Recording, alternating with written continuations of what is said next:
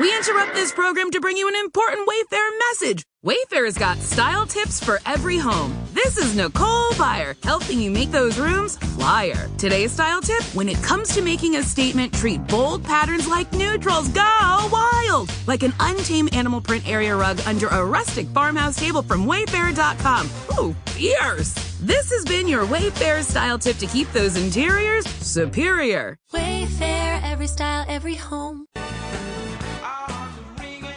One of the things I love about radio is playing the intro songs. I love it so much. And Earth, Wind, and Fire is probably my all-time favorite radio band. And September, of all their great, great hits, is probably my favorite song. So, man, just love that song. The Basketball Show, Sports 1440. Paul, Sir, Ryan Reed, our text line, 1-833-401-1440. Again, 833-401-1440. Ryan and I are going to do a fun draft in just a moment, but before we do that, I do want to touch on the Lakers, particularly from this vantage point, Ryan. Not so much they pretty much locked up the number three seed in the West. I think they've exceeded expectations this year, particularly, of course, after the arrival of the great Luka Doncic. But there was a moment this week that I think transcends sports, and that's the human element of Luka Doncic's return to Dallas for the Laker-Maverick matchup this past week, and the sincere tears of Luka during the tribute video that was played pregame.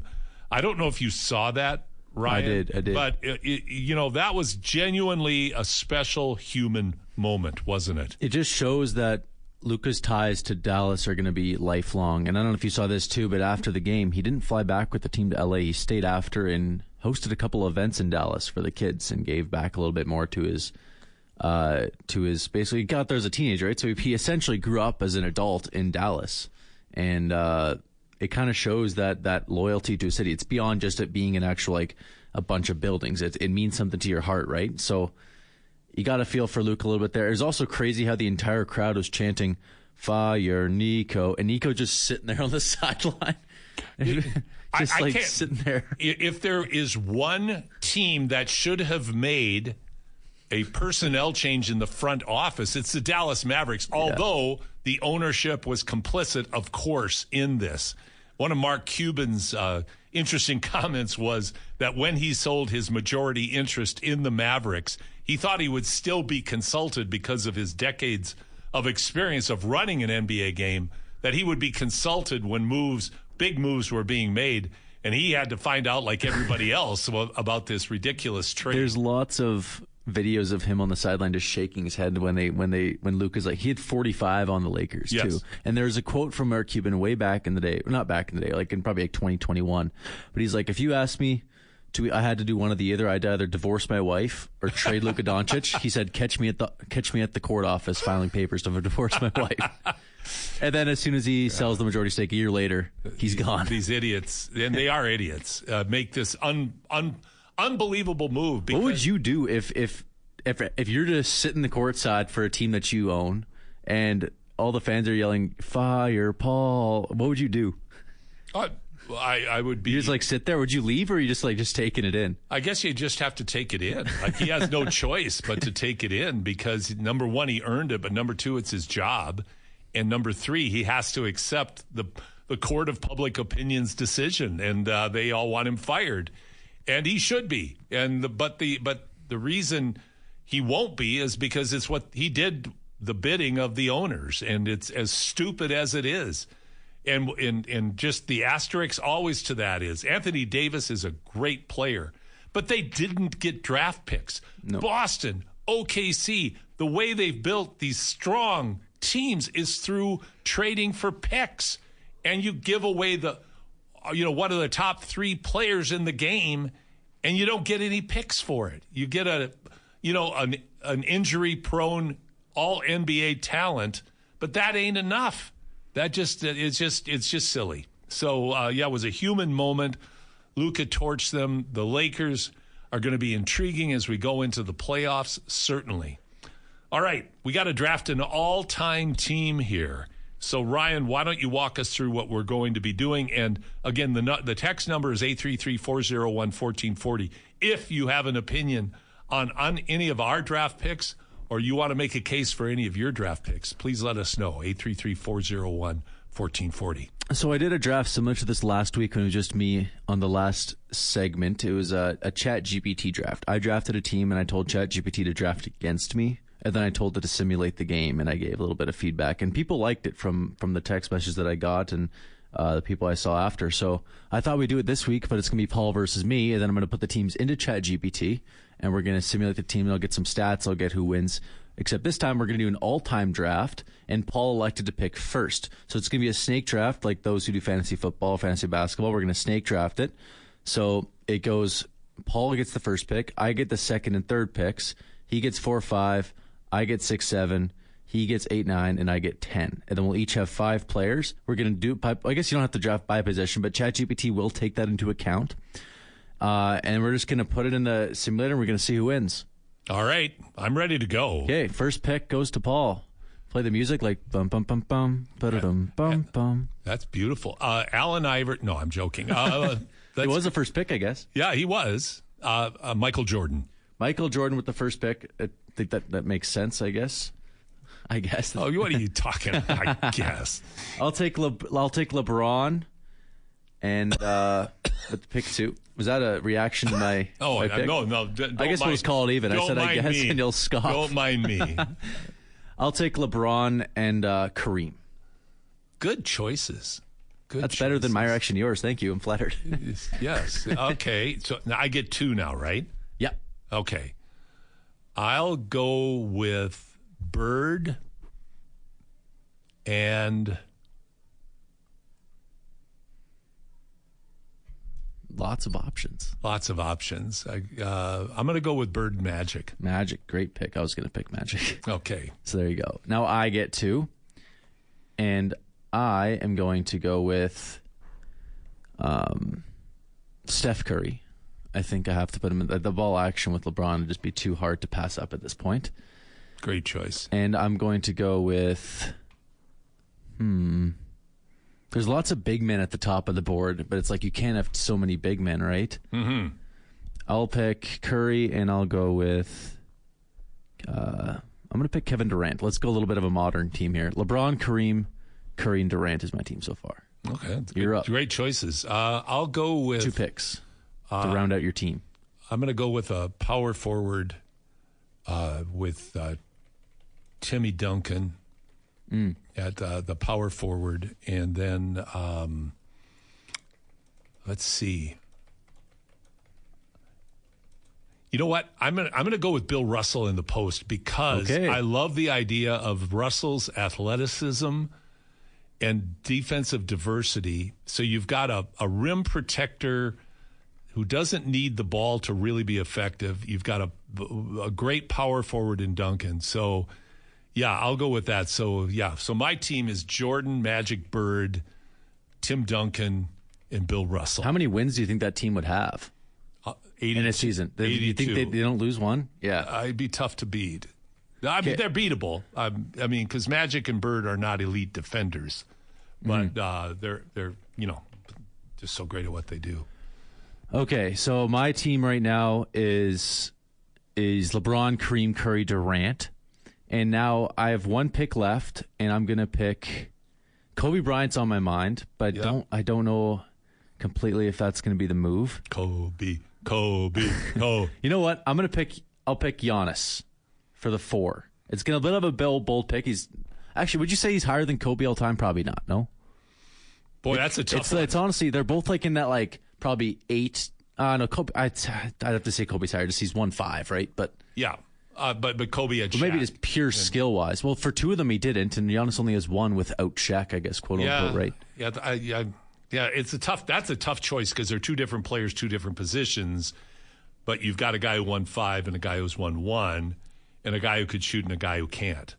But the versatility of Giannis is just unbelievable. Okay, I have the simulated result here. Okay. Between the 2 teams. So they nicknamed our teams for us here. They have your team, they call it the Legends of Legacy. How do you feel about that?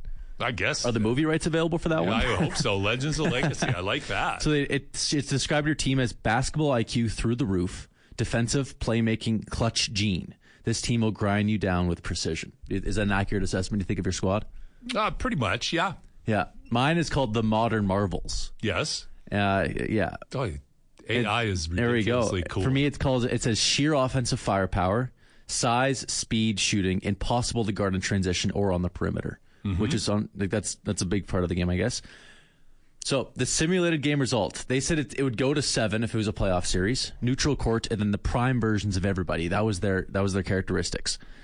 They said the Modern Marvels beat the Legends of Legacy 114-108. The box score, the key stats: Legends of Legacy, Michael Jordan 34-6-4 and 3 steals. Larry Bird is 18. Magic has 12 and 11. Tim Duncan 14 and 12. Bill Russell 8 points, 4 rebounds, 5 blocks, and 2 steals. That's a traditional Bill Russell game. How many rebounds? 14. Okay. Do you think that's accurate in the modern game? Would he get 14 or would he get? Well, he probably wouldn't get 25 like he did back in the day. No, that's a different era. Yeah, but 14's fair. For my team, they said LeBron gets 28, 10, and 8. Curry 24 points with 6 3-point makes and 5 assists. KD 26 and 7. Giannis 16 and 13 and 3 blocks. And then Kareem 20 and 11 and 3 blocks. The game highlights, they said, Curry gets hot in the third and drops 4 threes in a 2-minute stretch that swings momentum.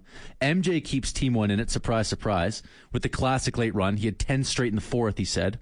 And then he said that it's his final minute. LeBron drives, kicks to KD, who hits the dagger 3 over Larry Bird. The post-game take, it says here, the Legends controlled tempo early, but Modern Marvels broke it open with spacing and transition play. The defensive MVP was Giannis. His help defense was insane. And then it said offensive MVP, LeBron. Perfect balance of scoring and creating. Well, AI is wrong. They are wrong. There is no possible scenario I could ever think of with that team on the court where LeBron James gets those numbers against that kind of opponent.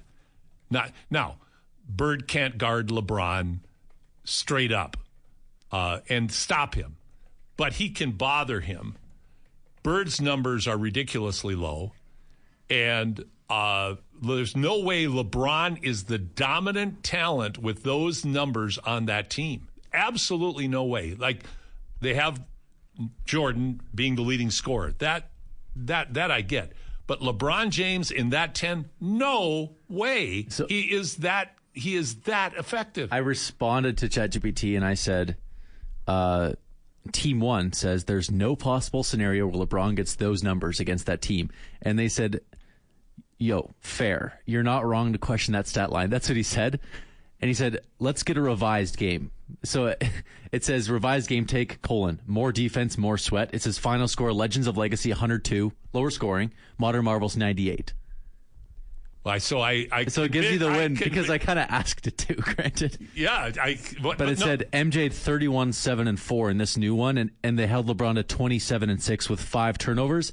And it says in a little note here, struggled against the wall of Russell and Duncan, but still made some big plays. I guess. But fair enough. LeBron struggling against Russell. 2 of the greatest defensive players ever. Oh, my God. LeBron would do more than struggle against those guys. LeBron, one of the great aspects of LeBron's game is the way he's able to physically overwhelm his defender. Who's he going to overwhelm? Larry? To a point, but Bird was a crafty defender.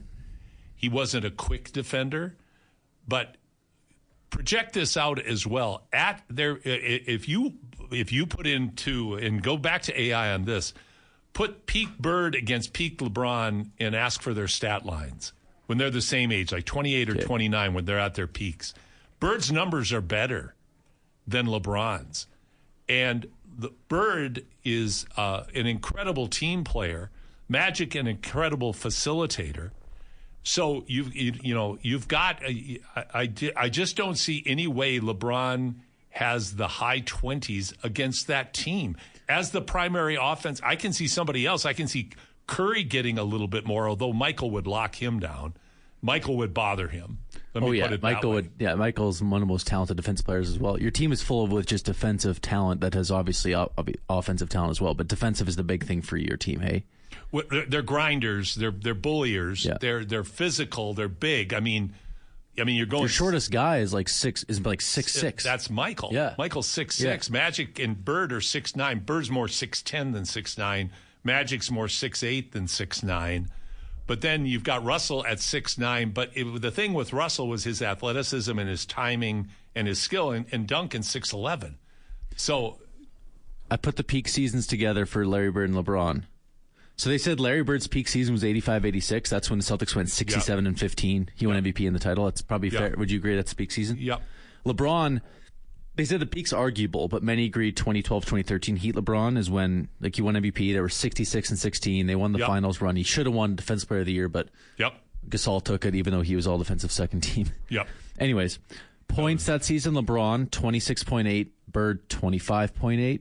Rebounds, Bird 9.8, LeBron 8.0. Assists, Larry Bird 6.8, LeBron 7.3. Steals, 2 for Larry, 1.7 for Bron. Blocks, 0.6 Bird, 0.9 Bron. Field goal percentage, LeBron was 56.5%, Bird was 49.6%. 3-point percentage, LeBron was 40.6%. Larry Bird was 42.3%. Free throw percentage, Larry Bird 89.6%, LeBron 75.3%.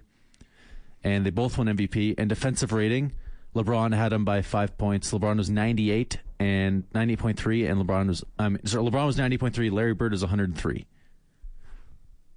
Well, you know what? It's a close. It's honestly, really the peak, close. It's like because the thing with LeBron is not that his peak is. His peak was ridiculous. I'd argue it's honestly unstatistical. I'd say his peak was that one LeBron year, that 1-3-1 year. Yeah. Or when it was 28. Like I think he lost in 5 to the Warriors. I think at the finals. But when he took that sorry Cavaliers team to the finals. Yeah. And when he that was his greatest moment. That was crazy. I mean, he didn't win it, but anyways, so.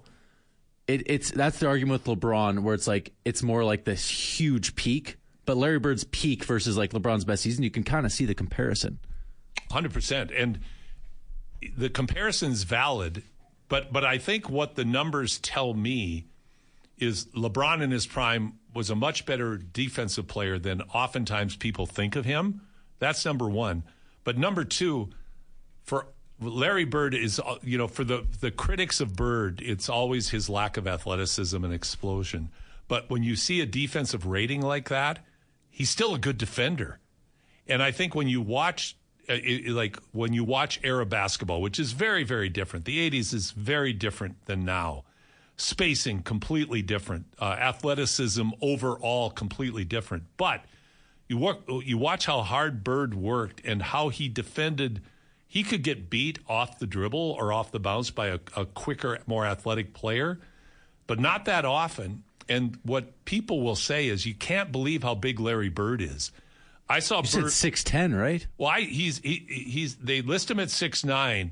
He's all of that, if not more. And I've heard like Jamal Mashburn, the great Kentucky player, Dallas Maverick, NBA player. He has great stories about Larry Bird when Bird played for the Dream Team. And one of the things that Mashburn said was, you have no idea how big Bird is. He said, I had never met Bird before, but I met him in the elevator. And Mashburn's listed at 6'8". And he said, the guy came in, he's 4 inches taller than me. And he goes, you guys better get your rest tonight because you're going to get a whooping tomorrow. Well, that's the thing they say in this ChatGPT, that Larry Bird wasn't scared of anybody. 100%. And it said they say his best trash talk of all time was there was a guy guarding him and he scored a couple buckets on him. And then he turns to the coach. He's like, "Get this white guy off of me." Oh yeah, there's so many great stories on. There's many stories about that one fact. Barkley tells the story of who was the other guy for Phoenix. Dan. They put Dan Marley on Bird, and he walked by the Phoenix coach, and he said, "This is an insult. This is an insult. You can't. You don't have a brother that can guard me." You have to give me a white guy. He would do that every time. And I mean, the stories of Larry Bird's trash talking they're worth Googling because they're unbelievable. The legendary story to James Worthy of, you know what, guys? I'm going to go here. I'm going to flare to the corner, and I'm going to take the shot, and I'm going to beat you. It was the last-second shot, and there's nothing you can do about it. He told that to Worthy. So Worthy goes out, and Bird takes Worthy up to a screen, and Worthy thinks, I'm going to jump the screen and intercept the pass. But Bird slipped backwards to the corner. Ball goes right to Bird in the corner. Worthy's diving at him for the shot. Bird hits the shot, wins the game, and just walks off. And just trash talk story after trash talk story. And man, oh man, they are so fun to listen to because Bird could always back it up. And it was never the only one that I heard that was embarrassing to embarrass a player was he was talking to, I think it was Craig Elo from the Cleveland Cavaliers. And Elo's claim to fame is there's a great clip of Michael Jordan doing a double clutch shot against the Cavaliers to win a 7-game series. And then afterwards, he's doing all these fist pumps. I don't know if you've ever seen that, Ryan. Yeah. That's great. That's Craig Elo. That was the defender. But Bird said to Elo, he said, I hope your mom's not watching because I'm just going to embarrass you tonight. And he probably did. And he dropped like 45 on him. And wasn't there a left-hand one too? I was against Portland. Yeah, he goes, I'm just going to use my left hand. I'm just going to score on you left-handed tonight. And he had over 40 points, and the vast majority were left-handed, including a free throw. And so, I mean, the guy... If he didn't just drink and smoke in between games, then he'd be... And injuries avoided him, then he'd be... Well, I was listening to B.J. Armstrong talking about generational players. And, of course, he had the right perspective, in my opinion, where he said you can't compare generations because there's all progressions. It's like the insulting comment of Laker coach J.J. Redick about Bob Cousy, saying he played against firemen and plumbers. Might have been true because NBA players then were paid $5,000 a year, you arrogant ass. And so Jerry West, he had a great line about Redick. He said, Redick insults all these old school players, but what's J.J. Redick won? He said, don't talk to me, J.J. I've won a championship. I'm on the logo. Don't talk about players in my generation because we would have kicked your butt. But B.J. Armstrong said the same thing. Can you imagine Bill Russell, Larry Bird, Magic Johnson in today's era with what we know about training, injury treatment, and not nutrition? Smoking at halftime. Not smoke. Well, that Dave DeBusschere from he was a great player for the NBA champion New York Knicks. After every game, he had a 6-pack of beer. So I mean, it was a very different world back then. But it's on their shoulders that the NBA is what it is today, and the players are making the money that they make today because of the plumbers and the firemen. And, to diminish a player like Bob Cousy, who really invented creativity in basketball. He was the first guy with the behind-the-back dribble, the behind-the-back passes, the over-the-shoulder no-look passes. Those were done 60 and 70 years ago. So those all inspired what happens today. Everything's getting better and better.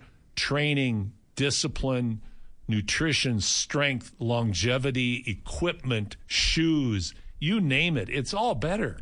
There was a quote that Bob said March 21st. I actually saved it for a moment that you'd bring this up. But he said this. He said, he claimed that the game changed so massively in the 90s that the old school style of play would get no success. He said, quote, in basketball, you see 7-foot guys doing things like a 6-footer. We shot as in Cousy said, we shot 40%. That wouldn't get you by in Division III. That's what he said. How do you feel about that? He's right. He's 100% right. But still, they paved the way. Regardless. They were the best. It wasn't about the stats. In the infancy of the game. That's the whole thing. Naismith invented the game in the late 1800s. The NCAA didn't start till the 1930s. I mean, if you watch college basketball, I watched the national championship game between UCLA and Purdue, I believe, in 1969. Guys are dribbling up the left side with their right hands. And the opposing team's defense started at the free throw line. But there you get into Pete Maravich all of a sudden is shooting from 25 feet. Nobody did that before. He was the Curry before Curry. He was, right? He was the Curry before. Well before Curry. And Maravich completely reinvented the game with what he did. He was the Van Gogh of basketball. He created out of nothing things that only he conceived that are now mainstays in the game that we watch today, including long-distance shooting, including handling the ball with both hands. And flair in general. Oh, right. Flair, showmanship. I mean, Maravich was a showman when nobody was a showman. And people didn't like it at first. Well, they didn't. They were adverse to it because it was change. But the change has evolved into a much more exciting, dynamic, highly skilled basketball game that we have the privilege of watching today, the way that the game has evolved. So we got some games tomorrow. Who do you think, Golden State or the Timberwolves, are going to be the 6th seed in the West? I think that the Golden State Warriors will, but I think if you think Golden State will beat the Clippers?